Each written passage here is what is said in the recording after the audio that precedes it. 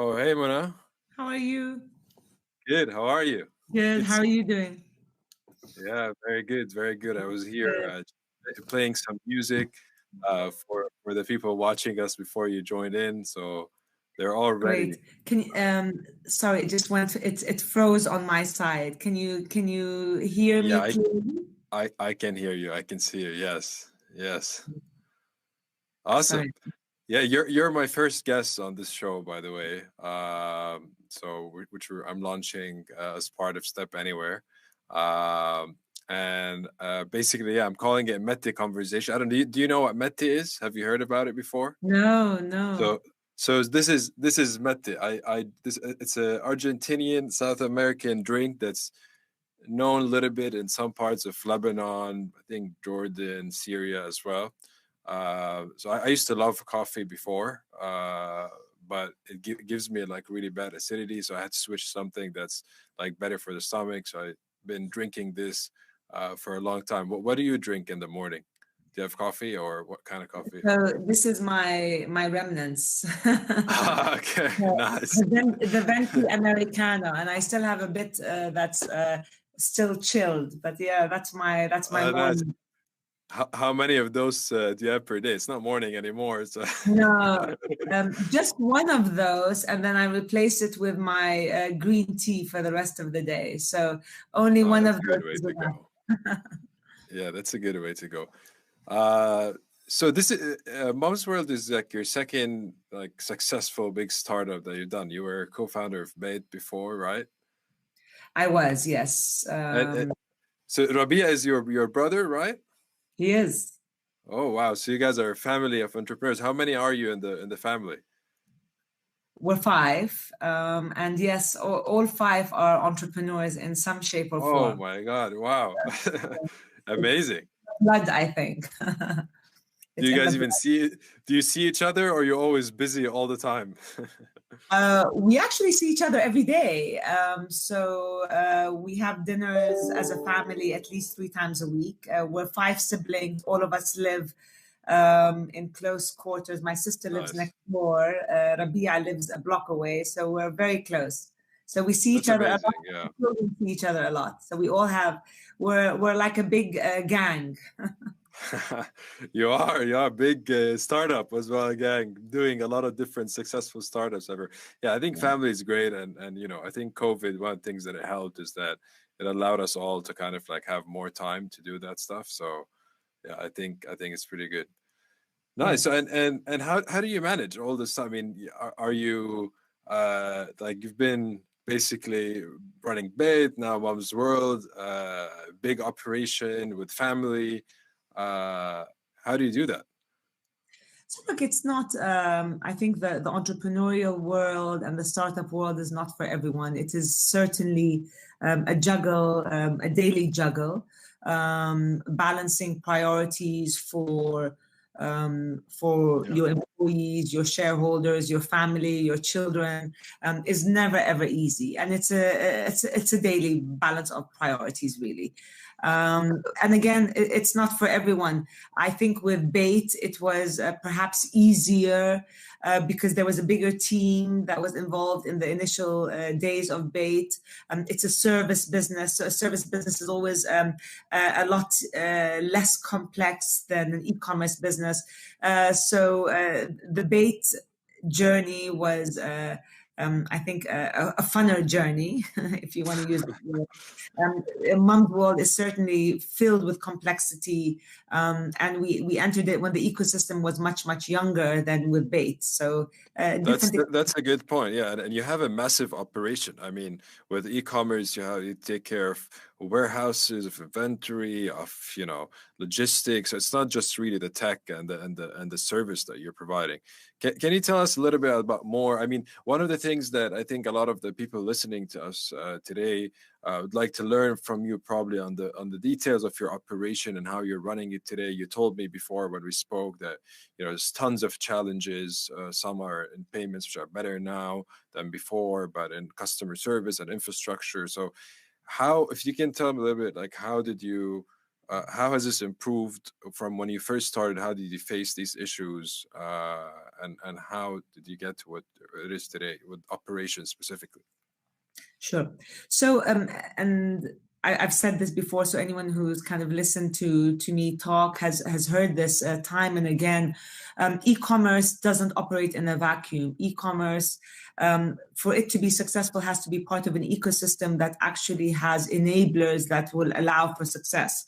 So these enablers include last mile providers that are reliable and fast, include payment gateways that work, supply chain that's sophisticated, technology talent, because at the end of the day, e-commerce is driven by technology. We are a technology company first and foremost. So all of these have to be readily available in the ecosystem in order for you as an e-commerce player to tap into and to solve customer pain points. If they don't exist, then you have to create them yourself. And in order for you to create them yourself, it takes time and it takes a lot of money.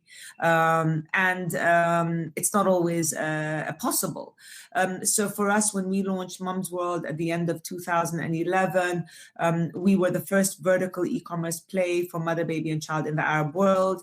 Last mile providers were very few, and most of them, if not all of them at the time, were not used to the demands of e-commerce, which is speed, complexity, reliability, and bulk, and demand. So most of the last mile providers at the time were used to a slow movement of product. Yeah.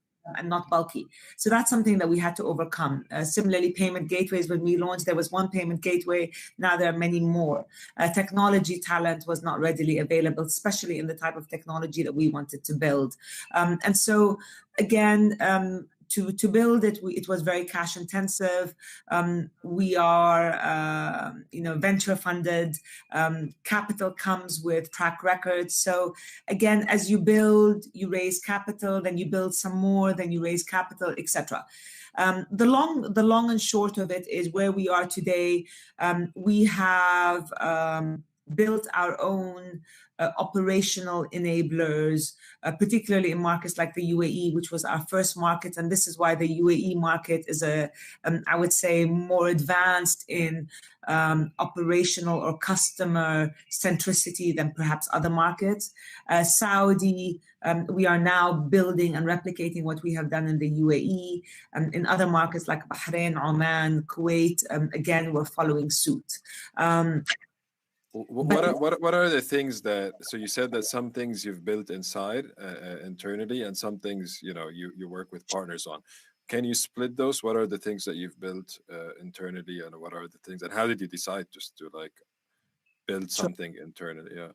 So now, for example, in the UAE, we have our Yalla service. So our Yalla service is our delivery service that delivers anywhere from 4 to 12 hours. If you order something now, you will get it in 4 to 12 hours, which is great for an e-commerce player. So if I want a stroller sent to me by tonight at 9 p.m., if I order a Yalla product, it's going to be delivered to me. And the reason it's going to be delivered to you is because we have built our own last mile driver or courier system that will allow us to deliver that type of speedy service to you. If we were dependent on the couriers of the world, we would not be able to achieve that. So that's an example of where we have in the UAE mobilized our own last mile to allow us to deliver to our customers much, much faster than if we were dependent on others.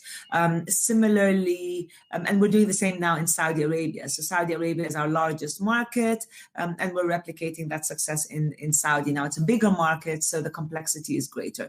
The other thing is supply chain. Today, we have 250,000 products across 4,600 brands. These are brands that we source locally, regionally, and internationally.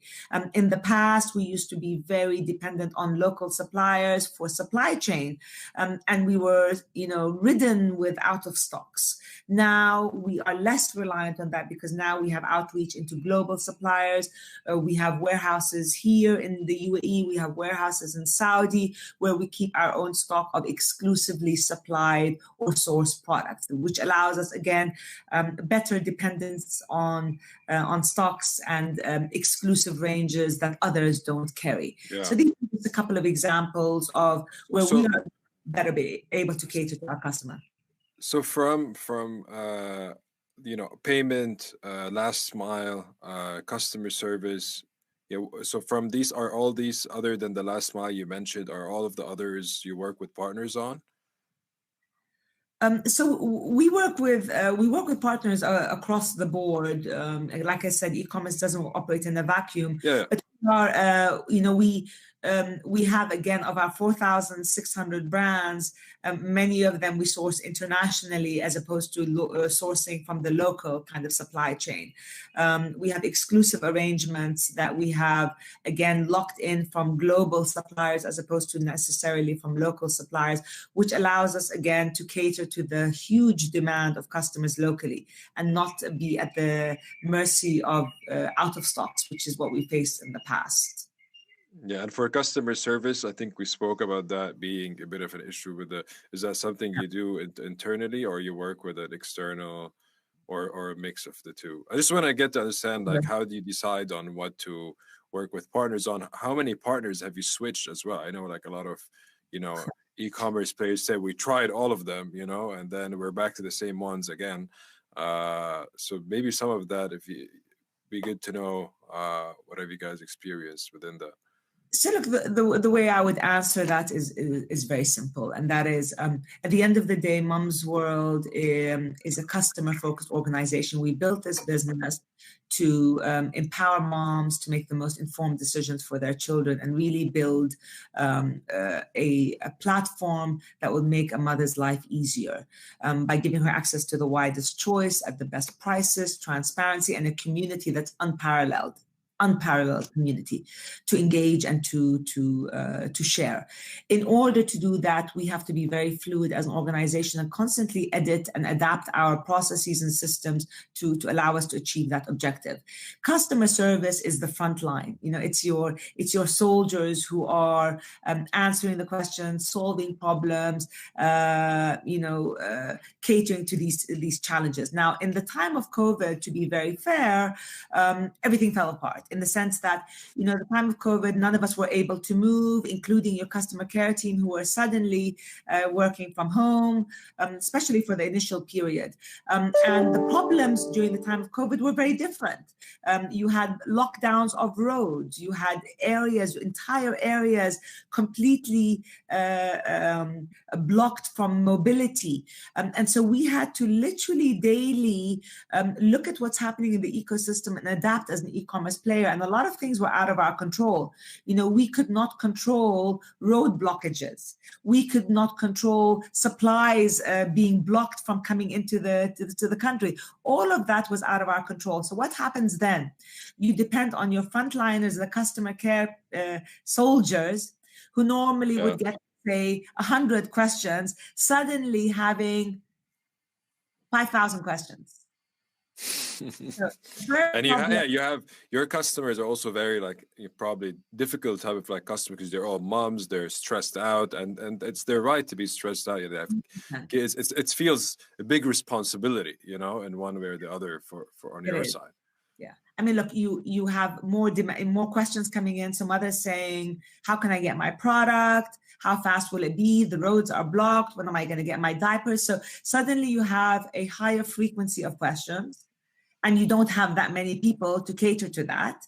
Second of all, you have questions that, frankly, because things are changing, you may not have the answers to. So if Abu Dhabi to Dubai is closed today, and the customer asks, when will I get my product into Abu Dhabi, you actually don't know.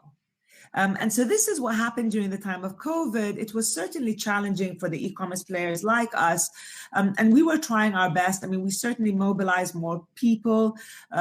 All hands were on deck to try and creatively find solutions to the customer's problems. Now, having said all of that, we've come over that hill.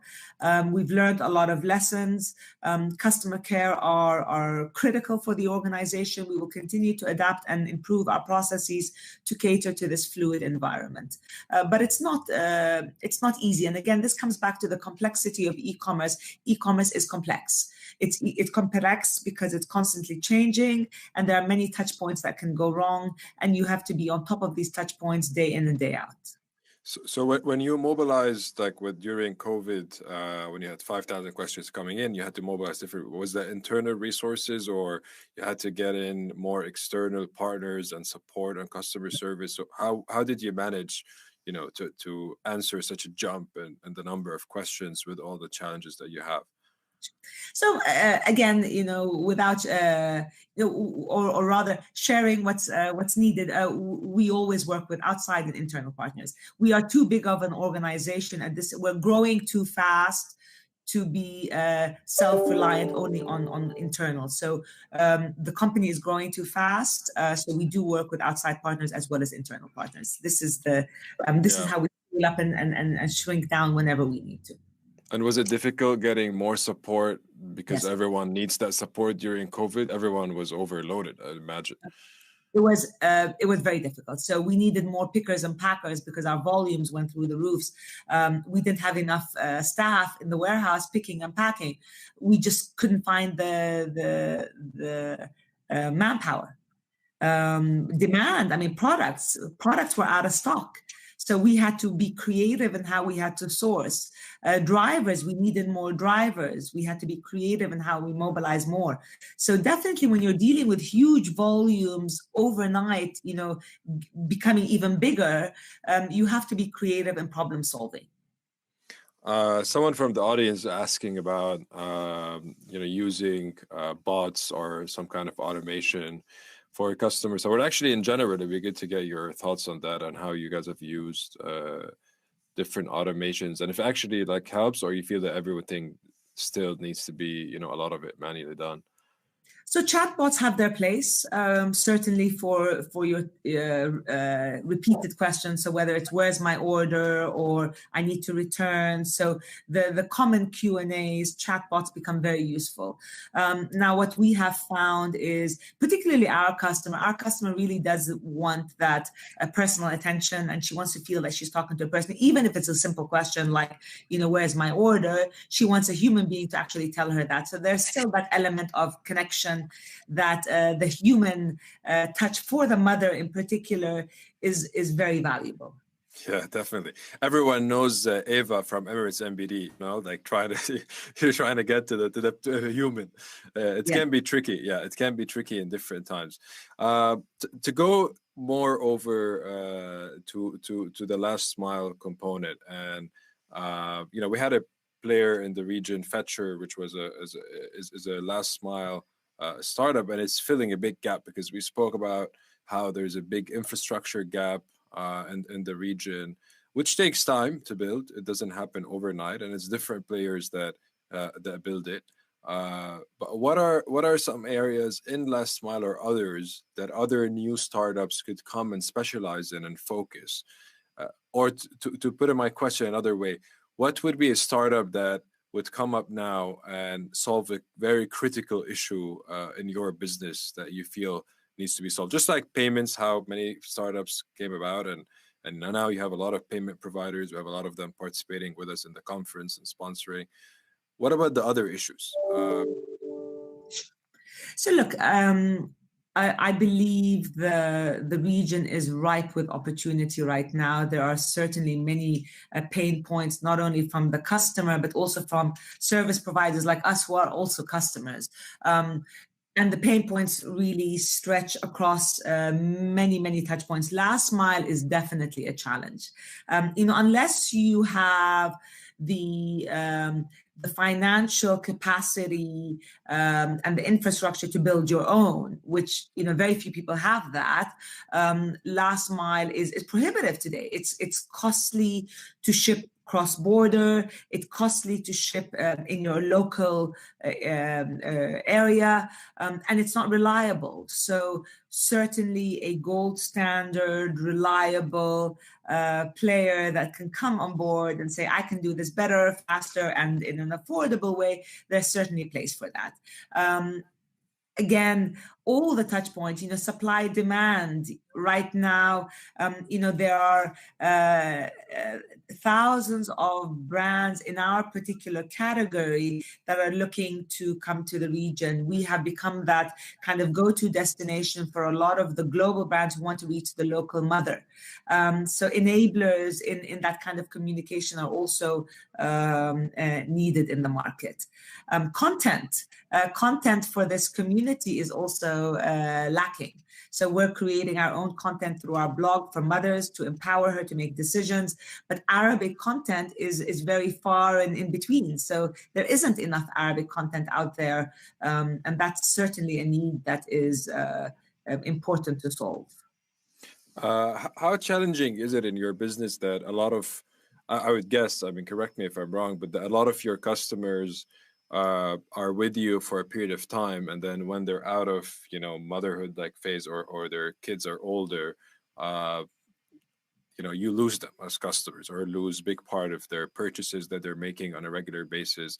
You've invested so much in acquiring these customers and building the trust with them. How does that affect your business when it's such a the lifetime of a customer is short? So we are actually one of the most well-positioned businesses and fortunate business in that we have the longest lifetime value, especially with Mumsworld, because we cater to the mother in her pregnancy, usually third trimester of pregnancy, and she stays with us all the way till the child is preteen, till he or she is 12 years old, across different life stages. So the baby, the toddler, the preschool, the school, and then the 12 to 13-year-old. So our lifetime is very long. This is a customer who's super loyal. She's very viral, and she's your greatest ambassador. In this part of the world, the average mom has 2 to 3 children. So if she's happy with you with that first child, she's going to come back to you for the second and third child, and she's endorsing you not only to her friend, but to her entire neighborhood. And this is very different than someone buying, for example, a phone or an electronic or an outfit where it's a sporadic and an in and out purchase. We really do build loyalty. This is reflected in our lifetimes of our customers. It's reflected in our very strong cohorts. And this is why our business is an interesting one. What's your growth tactics or strategy maybe at the beginning when you first started? Let's say if you can tell us actually about your first 1,000 customers or the initial customers when you're still a small team, and then you can maybe a little bit more about what you do now and how's that different in acquiring customers. Sure. So look, I'm not going to talk to you about how we acquire customers, but I will talk to you about what our objectives are in that exercise. So again, Mumsworld is about creating a platform that's going to empower moms to make the most informed decisions for their children. We are a business that's driven by a DNA of impact. You empower a mother with the tools and resources. You then empower her child. You empower a child. You create positive impact. That's our driver. And so when we think of how we reach this mother, how we talk to this mother, that's in the back of our mind. And we think not, how do I want to go and grab a mother with a 50 dirham off or a 10% off or a steal deal? That's irrelevant to us. And in fact, in the first 5 years, we didn't discount any prices on Mumsworld. We were running at everyday low prices, and we didn't have to go up and down in prices. We only started, doing that when the market became much more rampant in these price wars. But what drives us in our acquisition and in our retention is, what do I need to do today to make a mother's life easier? What products does she need that she's missing? What service does she need that's going to make her life easier? And what can I do that's going to create an unfair advantage in the market? Today, we have the widest range in our vertical for mother, baby, and child. We carry everyday low prices. So we carry authentic product in their low prices. And we have a community of 2.5 million mothers who are constantly engaging. And this is all part of our acquisition strategy. So I think the long and short answer, Ray, that I would answer is, in building a business that has long-term sustainability, the way we look at it is, what do I need to do to build a business that has true, real customer value? Not so you focus on product. Yeah. a product and your narrative. What's your narrative? It's not your price discount that comes and goes. It's not your steal deal. It's what are you trying to do as a business that can solve a customer's problem? And this is what drives us. I think that, yeah, I agree with that. Like focusing on the customer and the product in large parts can allow you with time to build this loyalty and fill the gap that people really need. But then with a lot of, founders or companies, when you have giants, also competing with you on the same products, they're running massive budgets of ads, they're running different things that are going around and discounts trying to steal your customers. How do you maintain that? So you still need to, acquire that customer, right? So what you're saying with loyalty and with like having big trust with the brand and word of mouth also helps a lot. But your first customers, or even as you continue to acquire customers, what do you do? Not just you as as a startup founder or someone trying to grow their business. And especially when you're competing with a lot of big players, right? So with the likes of Amazon, it's got Prime. I mean, there are probably some products that we'll find on Mumswoorld that I can't find somewhere else. And I think you answered that as being one of the main things that, having what moms are looking for. But what would you advise? I agree with you on the focus on the product, on the customer, but how do you balance between that and the pressure of the now that you need to acquire, X amount of customers to get X amount of revenue, to grow your business, to be profitable and so on, because that requires patience. Sure. So, I mean, again, you have to say, what are your unfair advantages as a business? What makes you different and why will the customer come to you? That's the first question you ask. Not how can I copy another player and do what he's doing, but do it cheaper, because that's short term. What do I need to do as a business that makes me different and that's relevant to the customer? So for us as Mumswoorld, the first thing we knew we had to do is we say, when you've shopped on Mumswoorld, you've shopped everywhere. What does that mean? That means a mother who wants to come and buy her basic, Chico or Graco or Peg Perego, or she wants to buy that exclusive niche find that she can't find anywhere. When she comes on Mumswoorld, she's going to find that. So the first thing we had to do is build a very comprehensive catalog. That's the first thing.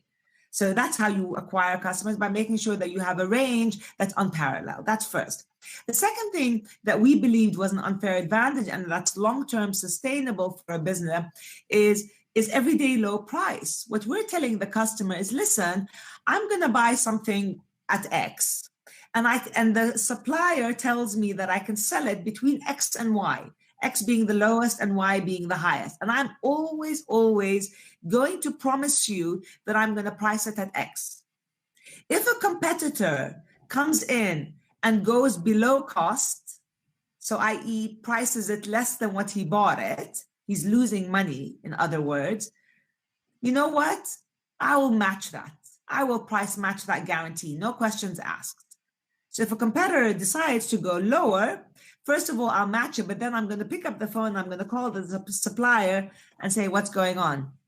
And then and to kind of manage that. So everyday low price, customers know when they come to Mumswoorld that they're going to get fair value for money day in, day out throughout the year. And that's very, very important, of authentic products, not wrong product, authentic product. The third thing is Mumswoorld is where mothers are. We are the biggest community of mothers. We are in all the mother frequented institutions. We have partnerships, exclusive partnerships with most of them.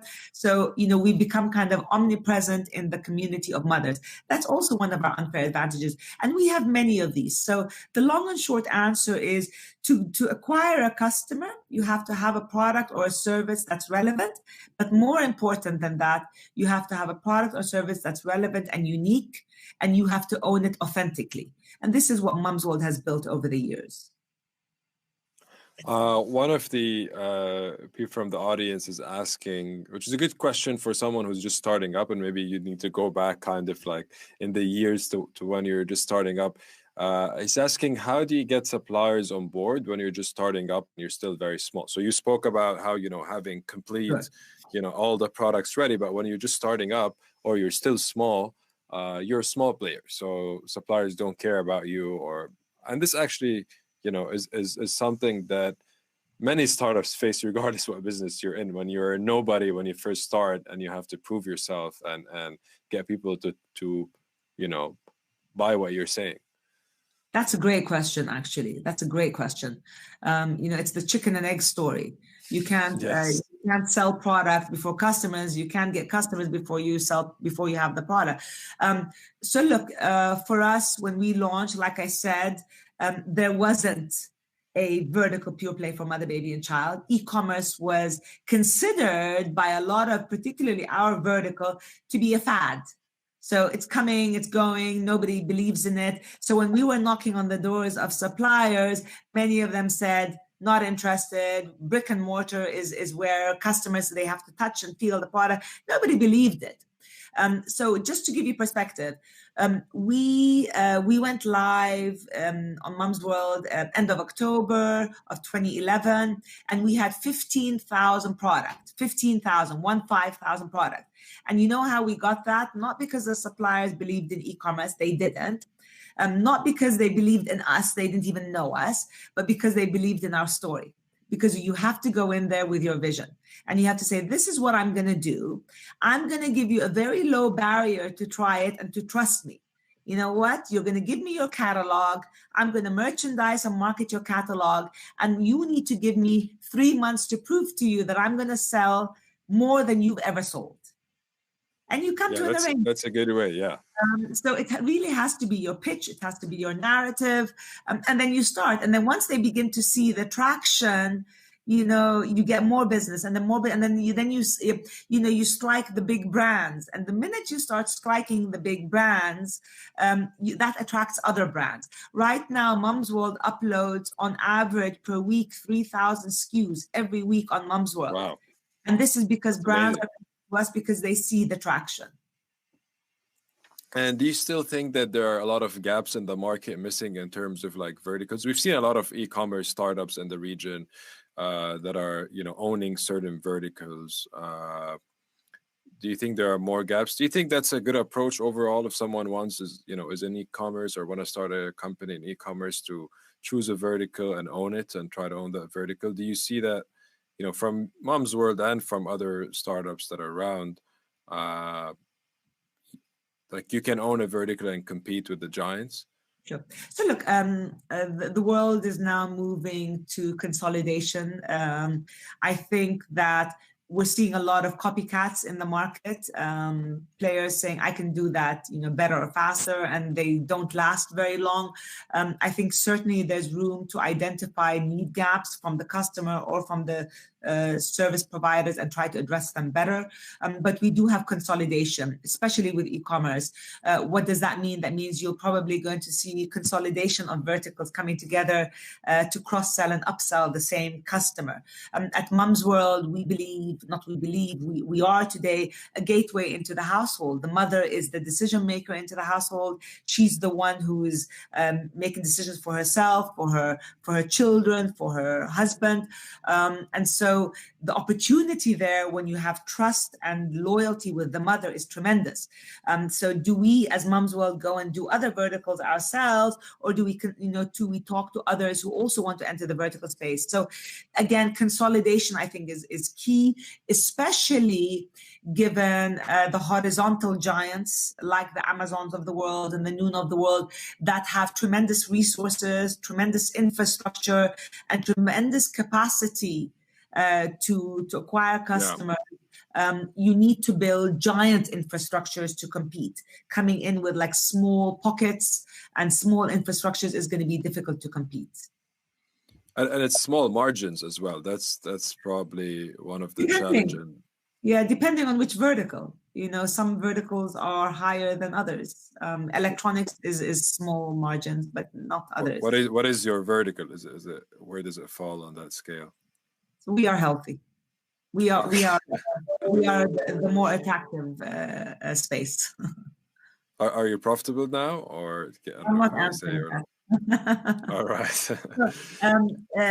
Profitability is important for a business, 100%. A business that's not profitable is a business that is dependent on cash flow that's coming in constantly. There's a time and place for everything. So for those in the audience who are building a business, they're going to get, just as a side note, they're going to get a lot of pressure from investors if they go down the investment round, whether it's VC or PE, where you have some investors, especially PE, saying be profitable fast. And then you have the VCs who have a longer patience track where they say, no, you don't need profitability, you need scale. And the entrepreneur is going to get pressure from both constantly. What's very important for the entrepreneur to know is how big do I want to be? How big and how fast? If you want to be very big, very fast, you can't be profitable very fast. If you want to be very small, very fast, you can be profitable very fast. So again, you need to weigh the balance. And by the way, you can be very small and profitable very fast, but you probably won't last for longer than a year or 2 years. So scale that balance is tricky. Yeah, it's tricky to know when you need to push for profitability versus when you need to push for growth, and then you might have conflicting opinions as well on that from your investors or different people involved in stakeholders. We're going to switch to another topic. Someone in the audience also asking a question, which is more around financing, and I'd like to talk about that more. You've raised several rounds so far. So mainly the questions around valuations, and a lot of, we've raised money as well, and a lot of startup founders that I know have also, had their fair share of, that time when you're trying to set a price evaluation for your company, and then you go back and forth. And a lot of the VCs also I speak to, everyone kind of knows that there isn't really a formula to you can do models and Excel sheets and all of that, but at the end of the day, it's like how much you're willing to pay and how much you feel that business value. What has been your experience with that? I mean, as you grow, you can probably apply these models more and more, but when you're first starting up with your seed round, Series A, how do you set a price? And then which price, like how should founders think in terms of what price to accept and what's good for them? Yeah. So it depends. This has a lot of dependencies. And obviously, there are many comparables regionally, locally, and globally that are the starting point. So the first thing we did is we said, okay, e-commerce, vertical space, globally, what kind of multiples does it ask for? That's the first question we asked. So if you go to the US or Europe or underdeveloped countries, what typically are the multiples that e-commerce players that are verticals like us, that have similar metrics to us, what can they ask for? So that's the starting point. And because that's what you go to the investors with. And you say, look at what's happening in the US, and we're very similar, so you should be valuing us similarly. Now, having said that, like you said, it really does depend on your pitch. It depends on your business. It depends on you as a founder, how well or how badly you can actually sell it. And it depends on how desperate you are. So in our A round, we were oversubscribed to our A round very quickly. We got several term sheets on our table. And for us, it was kind of a pick and choose. We didn't choose the highest valuation. We didn't choose the lowest. We chose in between because we like these investors, and that's what we stuck with. But guess what? Your first valuation kind of sets the tone for the future. So if you go for a lower valuation, you're kind of telling future investors that you kind of accept that. And if you go for too much of an inflated valuation, you might actually struggle later by having to go down, which is never. Yeah. So it's a balance. Now, look, for me, this is a sensitive topic. Do I think Mumsworld has always been given the highest valuation? I think, and as a founder, I'm obviously biased. I believe the value that Mumsworld has created across all its unit economics has been tremendous. We've gotten very strong valuations. Could we have gotten higher? Maybe yes. Were we on the top end of the spectrum? Certainly not. Were we on the bottom? We were not. We were kind of in the middle. But if I how had many rounds? Yeah, go ahead. Sorry. we've done 5 rounds. So 5 rounds. Okay. we've done our seed, our A. We did a women-only round, which was a strategic round, and we did 2 other rounds post that. And what's the average time from start to finish? So the seed round took us a week. The A round took us a month. A week? Wow, that's amazing. Yeah. So the seed round, and again, that's a different conversation altogether, and we'll talk about that separately. So seed and A were super fast. The B round took us a very long time. The B round was, we weren't small anymore. We weren't big yet. We were kind of in the limbo land. And this is kind of where most businesses struggle. We didn't need a little money. We needed significant cash to start scaling much faster. And so with that, we had to talk to a lot of investors. We had to negotiate a lot of valuation debates. So that, I would say, the B round was our most difficult round by far. And then the next round took us about, I think, 6 months. And the round after was shortly thereafter. We're raising now. We're closing a round now, which we started recently. This is, I would say, our most important round. We're very, very, very excited about this round because we are in hyperscale mode, lots of exciting initiatives, and this is really something that's going to take our customer to the next level and us and the customer to the next level. So this is an exciting round, and it's the biggest. Amazing. Yeah, good luck with that. What would you say? I know there isn't like a perfect, mix, but from your experience, having founded 2, very successful startups, and had your share with, fundraising and dealing with investors and so on. What is an ideal kind of setup to have as a founder in terms of how many co-founders to have? And, probably, the wide opinion is that having opposite, skill sets. And then is it recommended to start with having VCs right away, or raising from friends and family, or friends and family and fools, what they say, and then like the timing and what's ideal, and how many people to have? How do you give away board seats? When should you give away board seats? How do you think of that as a founder? If an investor that you really need, let's say, coming in your early days, and you really need the money, but on the long term it doesn't justify to have them take a big let's say board seat or vote in your business. How do you make these decisions? And if you've had some also to face some of these issues and how you dealt with that, would be very valuable. Sure. So the first question is on, I hope I can remember all these, on the founder. Do you have a co-founder? Yeah. Who's a co-founder? So my personal view, with Bates, we were a handful. We were 5 people who started the business, and everybody came with an expertise area. So you had the tech genius, you had the operational mandate, you had the business development, marketing. So everybody came as an expert in their field, and really day one we all just started running. So we had our area of expertise, and we knew what we had to get done, and we did it, and it was so much fun. And you were surrounded by people who were experts at what they did. You were surrounded by people that you were learning from, and you were contributing what your area of expertise was while you were learning. So it was phenomenal, and enjoyed every moment of it. Fast forward to Mumsworld, we were 2. So 2 or 3 later on. So it was more difficult. And I say this all the time. Great businesses are built by great people. Great businesses are great. Businesses don't grow by themselves. They come from brains, from minds, from problem solving. So we started with 2, then we built to 3, and then we continued to build the team. And now we're 280.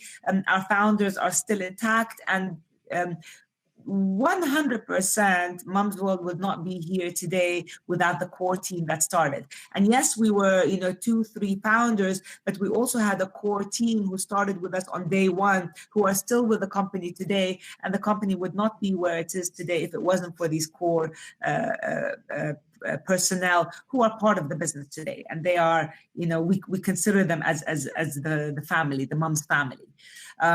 So that's the first question. So yes, I would strongly urge to have a partner or several partners that complements you, that strengthens you, and gives you kind of the fallback on when you need it. And you definitely, it's better to have, it's less lonely and better to have, people, especially when each one is focusing on a certain area.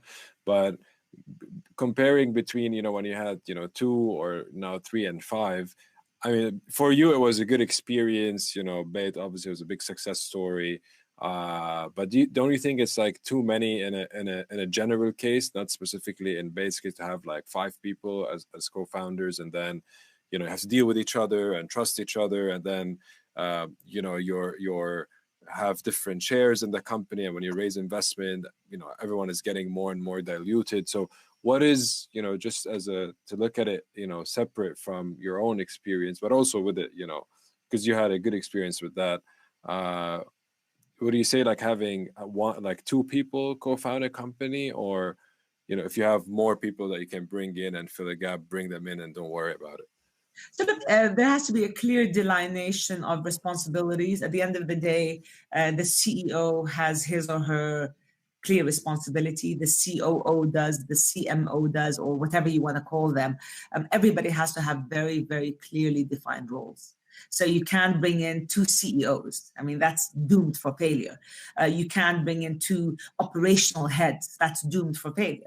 You bring in people who either complement each other or not. So 100%, and there has to be a clear division of respect and trust.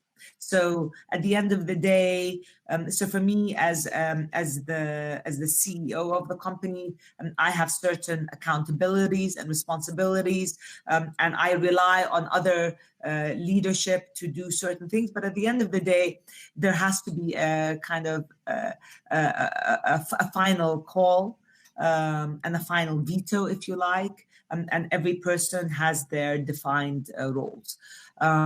And that has to be set on day one, 100%. Now, you also asked about kind of dilution and investors.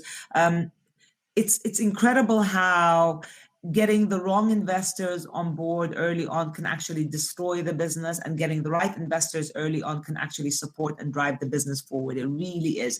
And I look back now at the days very early on when there were certain investors that we were considering bringing on board, and we didn't. And we didn't because we felt that they were not aligned with our mission and our vision.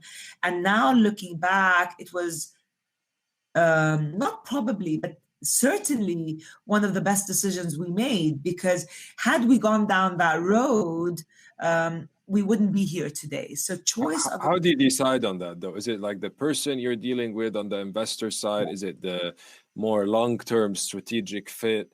And sometimes you could be dealing with a person, and if they might leave and someone else might come. So how do you decide on that? So again, me being kind of on the front line of the fundraising, it was the conversation. So, this is our vision for the brand and the business. This is where we want to take it. Are you on board or aren't you? Do you agree that in 3 years and in 5 years, this is what we need to do in order for us to come out as the leaders consistently? And if they're not aligned, you need to have tough decisions. And you will know very early on if they're aligned or not. So that conversation, and it's a regular conversation, has to be very, very clearly defined. Your numbers, when you share your numbers and they say, oh no, you need to be profitable tomorrow or next year, as a CEO that that's actually counterintuitive for the business and will kill the business. So you need to make these calls. Again, it comes back to really the founder, the CEO of the organization has to say, is this what I'm trying to achieve? Is this what the business is all about? And is this investor going to open the doors, or are they going to actually limit me and close the doors? And once they're in, and if someone, let's say, made a wrong decision in getting the wrong investor in, and or not. You might just where do you draw the lines as a founder with your, this brings me to the other question, with your board, with your investors, you know, as a founder, you and your advice to others as well, to other founders, where do you draw the line with your board, with your investors? Do you like set certain, you know, these are my values that I go by, and I wouldn't, you know, that would be good. Just like, how do you think of that? How do you create a set of rules for that?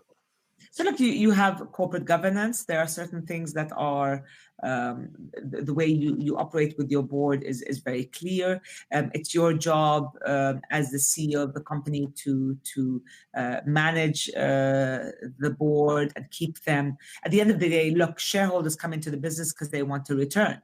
So, you know, there's no, and it's your responsibility as a shareholder or as the founder of this business to ensure that they do get their returns. And you do that by ensuring the business is growing, the customer is satisfied, etc., and all the touch points and the unit economics are working. So that's your job. So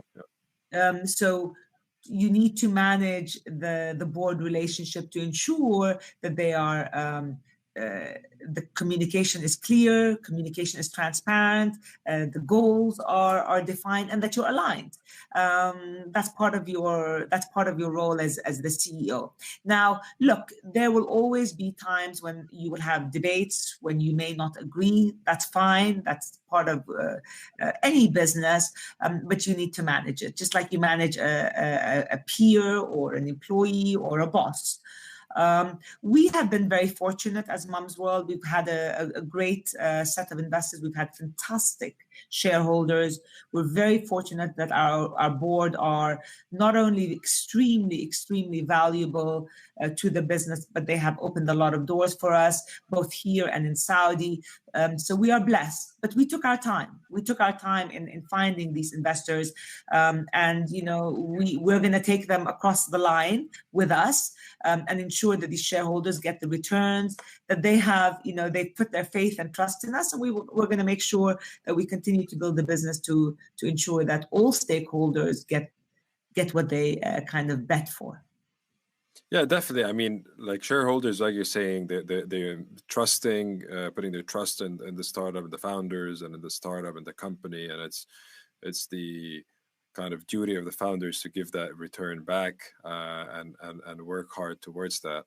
And in general, from the region, you know, and a lot of, you know, my conversation with other founders and with VC, everyone is generally, you know, very supportive. And I think having an ecosystem that's kind of like close and small helps as well, because everyone wants to keep their reputation and so on. I think the main area where there could be some challenges for founders is, like you said, when there's difference in opinion. So it's basically, you know, people having different opinion, when you have to kind of, you know, as a founder say, this is what we're going to do, and stick to it.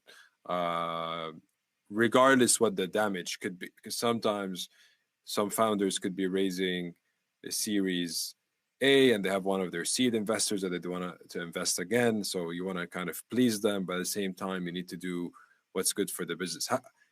That's mainly my question. Like, how do you, as a founder, do you need to put, you know, a set of like rules and values and say, no matter what the risk is, yes, I'm going to stick to this, you know?